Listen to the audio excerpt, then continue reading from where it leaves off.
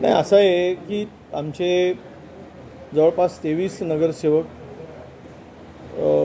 Not reachable आहे चंद्रपूर आणि गडचिरोली जिल्ह्यात. आणि मी 100% सांगतो, त्यांना 5-5 लाख रुपये देऊन त्यांना उचललेलं आहे.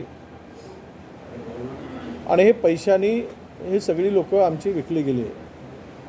आता आम्ही व्हीप जारी करणार आहोत, त्यांच्या घराला व्हीप चिपकवणार आहोत ज्यावेळेस निवडणूक होईल, आणि त्यांना अपात्र करण्याची कारवाई आम्ही सुरू करू.